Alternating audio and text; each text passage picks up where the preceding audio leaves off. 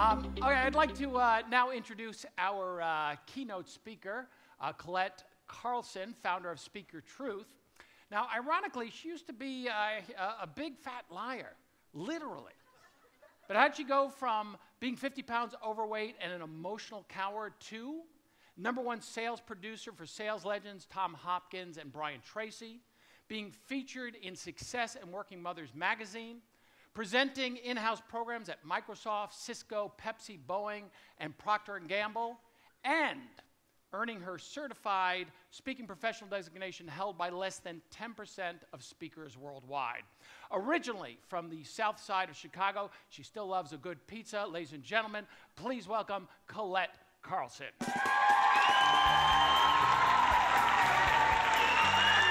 My goal today is that we're going to break up with stress. That's it. And here's how we're going to make it happen. All right, first of all, we need to get real about this concept of work-life balance, because work-life balance is dead. Seriously, as long as we have this image in our brains of these scales being balanced, we are always going to up our stress because we're setting ourselves up to achieve the impossible. So let's start calling it what it is. Work-life blend, work-life integration. How about life? Okay, so the next thing you know, you get to the office, and you're getting a phone call already. Oh, good news, it's a client. Oh, a client you worked with before that you wowed. Well, they want to be wowed again. You've got to come up with another wow. But guess what? The budget is a whoa. And by the way, they want a 73-page proposal by noon. Get on it. Okay. And when it comes to life, the second thing that we really need to do if we're going to lower our stress is we've got to manage our expectations. Yeah. Because the biggest mismatch in human stress is the difference between expectation and reality. And can we just start with our expectations around time? I mean, too many of us have this warped sense of how much we can really accomplish in a day. There, hurry, run, go, go, go, go. Okay. Oh, horrible customer service. She dropped the phone. All right. All right, can we please just manage our expectations here a little bit? In fact, out of curiosity, how many of you exercise consistently 3 to 5 times a week? Okay, how many of you consistently think about exercising 3 to 5 times a week? How many of you tell people you exercise a lot more than you really do?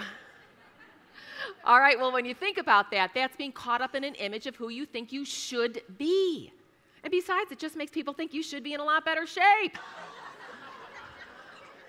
But here's what we do. We have these challenges. We don't manage our expectations. We look at our watch and go, don't have an hour.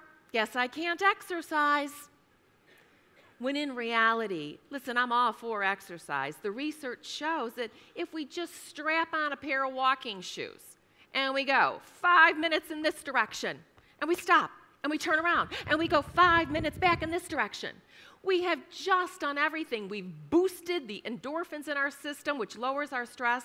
These are the good drugs, the ones you don't have to pay for, nor will you be arrested for. You know, you're going to sleep better. You'll be less irritable. You'll be more creative. So I ask you, is it manageable to walk 10 minutes a day to lower your stress? You see, this is not time management.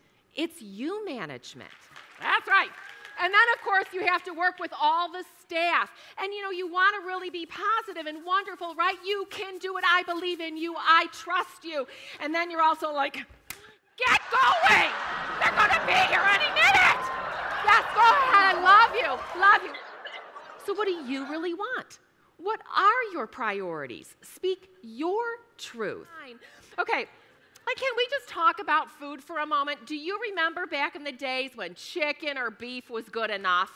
Oh, but not anymore, right?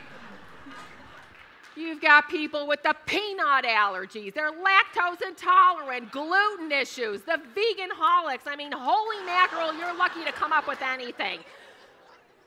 But people say, but Colette, I just don't have time to take a break. Well, then when do you have time to get sick? Breaks now are better than breakdowns later. And if we're going to really be creative, all of us know that those breaks create breakthroughs. That's when the juice comes. That's when the brain candy kicks in. It's when we're off the grid. So we've got to give that to ourselves. Now, here's the deal. It is late at night, right? You are both spent. You are tired. You cannot even imagine doing one more thing. Yep. But guess what? Ellen, what? Someone's waiting for you. Ba, ba, ba. Ba, ba, ba.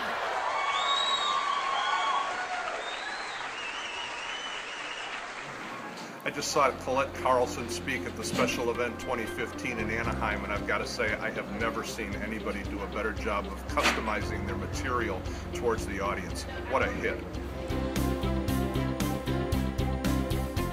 And yet, I really believe that this is one of the key business strategies to put into place that can grow your income like nobody's business. When we stop ourselves from asking the pain point questions, asking for the referrals, asking for the testimonials, asking for the support we need to be successful, we're not going after what we really want. So we have to get better at the ask. And I will tell you that you never know what you can put into play when you ask. Beautiful things can happen. Which is why I want to tell you quickly about my father. My father was a prisoner of war in World War II. He got captured in the Battle of the Bulge. He's laying on the floor in a German hospital, and the doctors are by his feet talking about the fact that they are going to amputate because of the frostbite. Now, I don't know about you, but that's some pretty buzzkill news.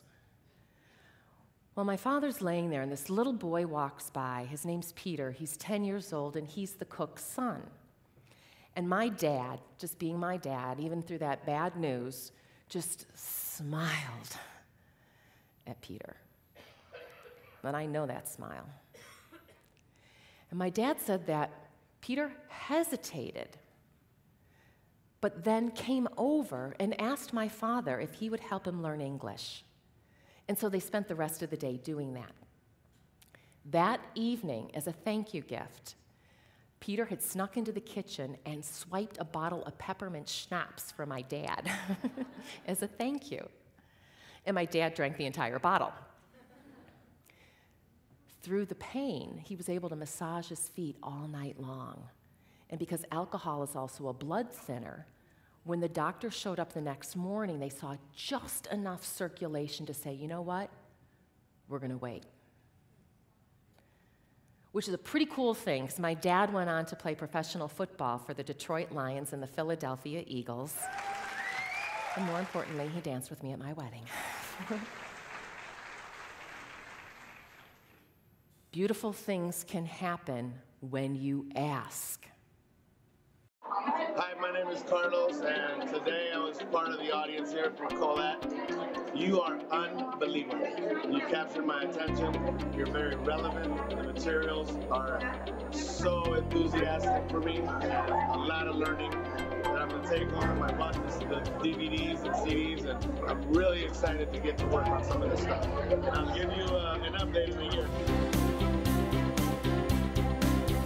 And then because I grew up living with my mother, there's a whole nother category that I came up with. It's called passive digressive.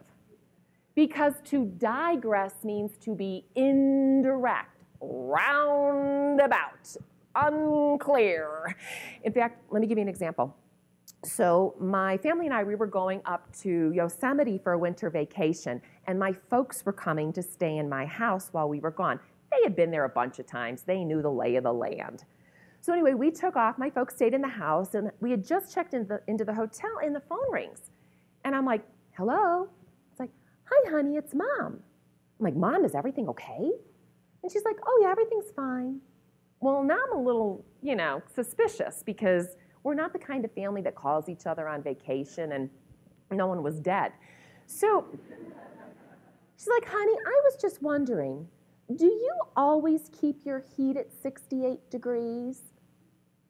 Well, now I could see right through her. I'm like, why, Mom? Are you cold?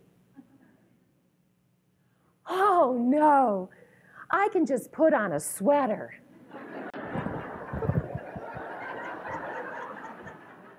And trust me, I work with a lot of men when I have a gender selling program. They love when we're clear and direct. So we've got to get better at being that, which is simply assertiveness. You know, it's speaking your truth with strength, because sometimes it requires that. You got to go there. And then that sensitivity, that diplomacy with the words that you choose. I'm Courtney Cogill, a past national president of the Accounting and Financial Women's Alliance. We just heard Colette's presentation, and I will say that it was one of the best presentations I've heard in several years. What Colette did that made it so relevant was that she talked about presenting yourself in a way that she added huge data and delivered it with a spoonful of sugar. And by that spoonful of sugar, I mean an entertainment factor that made her message stick. The women in this audience will remember what she said today, now, next year, and the year after. I can't highly recommend her enough for what she did. And here's why this is now so important. Women make or influence 85% of all buying decisions. Women control more than 60% of all the wealth in the United States. 54% of college graduates are now women. My goal really is to get us to be more effective at engaging, persuading, and influencing one another, and also to avoid those misunderstandings, those judgments, those criticisms that we make of one another simply because we don't get each other. Now, at Deloitte, they are even teaching their male salespeople that when a woman perhaps gives them a compliment and says, "Oh, I really like your tie," that they comment about the tie, saying something like, "Oh, well, thanks, you know, my kids got it for me for Father's Day." Something to build that rapport and make that connection independent of the sale. Also, make sure you're talking with her, not at her. This is the time to ditch the pitch. Just be your authentic self and connect with her as another human being. She needs to feel respected, because I know every single woman in this room could stand up and tell you a story of when she was not respected in a sales situation. We thought the female's communication strength was the discovery thought processes. Okay, the discovery thought process, taking the time to really ask the questions and go deep. Yes. Okay, and female's communication weakness. Too much emotion. Too much emotion. And an area that you feel men could improve upon. We're perfect. You're perfect. Okay, well. Isn't that what we said? Did anyone write down too much ego or, okay, yeah. Okay, well, Greg, if you had to choose something. Listening.